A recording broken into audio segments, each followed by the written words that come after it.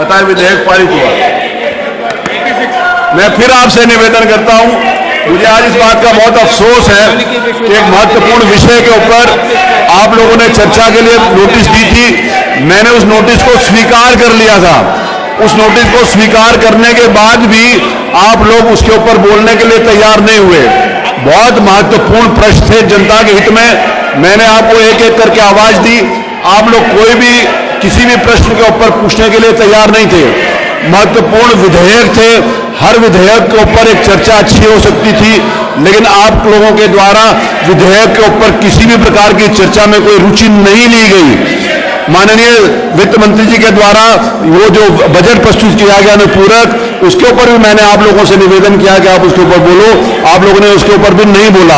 तो इससे स्पष्ट है कि प्रदेश की जनता देख रही है कि आप किसी भी जनहित के मुद्दे को यहाँ पर चर्चा करने के लिए तैयार नहीं है।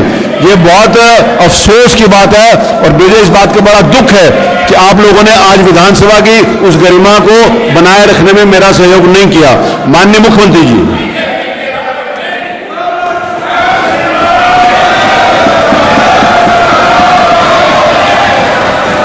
अध्यक्ष जी,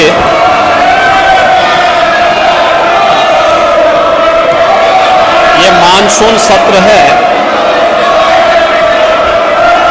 और मानसून सत्र में ये कोई तरीका नहीं है, ये कोई तरीका नहीं, ये कोई तरीका नहीं है। आप लोग चुप हो जाइए, प्लीज शांत हो जाइए, प्लीज शांत हो जाइए। ऐसे नहीं, अगर आप लोग चाहते हो हाउस नहीं चलेगा तो कल ही हम इसको खत्म कर दो।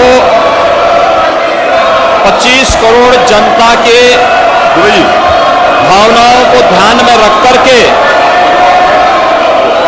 उनके हितों से जुड़े हुए मुद्दों को लेकर के चर्चा परिचर्चा हो, इसके लिए एक बेहतरीन अवसर सभी माननीय सदस्यों के पास था। लेकिन लोकतांत्रिक मूल्यों पर जिन लोगों का विश्वास नहीं है, वे लोग लगातार उन सभी संस्थाओं को जो संसदीय लोकतंत्र को पुष्ट करते हैं, उनकी अवमानना और उनका अपमान करते हैं। समाजवादी पार्टी और विपक्ष का ये आचरण न केवल असंवैधानिक है बल्कि शर्मनाक भी। पहले से ही दलीय नेताओं की बैठक और बिजनेस एडवाइजरी कमेटी के तहत जो एजेंडा हाउस का तय किया गया था, उस एजेंडे के तहत जब सदन में विधायी कार्य हो या अनुपूरक बजट से जुड़े हुए प्रस्तावों को एक पर भी विरोधी दल के लोगों ने कोई रुचि नहीं ली, बल्कि अनावश्यक मुद्दों को उठा करके सदन के बहुमूल्य समय को ये लोग नष्ट करना चाहते हैं। मान्यवर, सदन प्रारंभ होने के पहले ही और दलीय नेताओं की बैठक में भी सत्ता पक्ष की ओर से स्वयं संसदीय कार्य मंत्री ने भी और मैंने भी इस बात के लिए आश्वस्त किया कि नियम के अंतर्गत जो भी प्रस्ताव सदन में आएंगे हम उनमें चर्चा भी कराएंगे और सरकार उनका जवाब भी देगी। लेकिन इनका न चर्चा में विश्वास है, न संवैधानिक मूल्यों पर और न सदन की उच्च परंपराओं पर ही। इसीलिए इनके द्वारा लगातार हाउस को डिस्टर्ब करके उत्तर प्रदेश की 25 करोड़ जनता के हितों के साथ ये लोग खिलवाड़ कर रहे हैं। मान्यवर, मैं फिर इस बात के लिए कह सकता हूं कि हमारे ये नहीं, दिस इज नॉट अलाउड। आप उसको नीचे करिए। सचिन, आप मुख्यमंत्री जी के फोटो को नीचे, हमारी ये सरकार प्लीज आप उसको नीचे करिए। आई विल नॉट, मैं आपको बाहर निकालूंगा के साथ। आप मुख्यमंत्री जी की फोटो आप ले सकते हैं। अब सीएम की फोटो को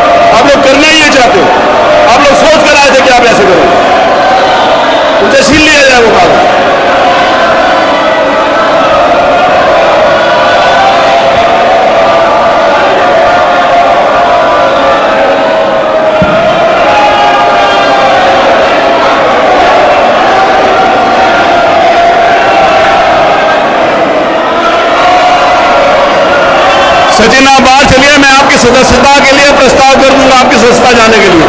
एथिक्स कमेटी को भेज के I will terminate your membership, I will terminate your membership. अब चलिए यहां से बाहर। आप विशेषाधिकार में आते हैं। बहुत सारी बातें आपकी जो मैं यहां पर बोल नहीं रहा। बहुत ज्यादा लॉयल बनने की कोशिश मत करिए। मैं विधानसभा के प्रक्रिया को आपको इस बात का इजाजत नहीं देता कि आप करो। ये अलोकतांत्रिक आचरण समाजवादी पार्टी का पूरा प्रदेश देख रहा है।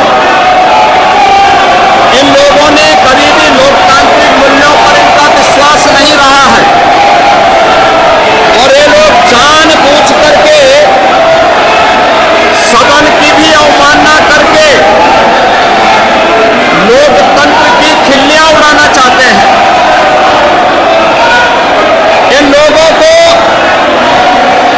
कोई भी लोकतांत्रिक मूल्यों पर इनका विश्वास ही नहीं रहा है। इसीलिए ये लोग लगातार सदन का माहौल खराब करने का प्रयास कर रहे हैं। मान्यवर, मैं केवल एक बात के लिए फिर कहना चाहता हूं कि सदन में हम लोग हर मुद्दे पर चर्चा करने को तैयार हैं और उन सभी मुद्दों पर नियम के अंतर्गत जिसको भी पीठ के द्वारा चर्चा के लिए यहां आमंत्रित किया जाएगा, उन सभी मुद्दों पर हम लोग एक सार्थक चर्चा को आगे बढ़ाना चाहते हैं।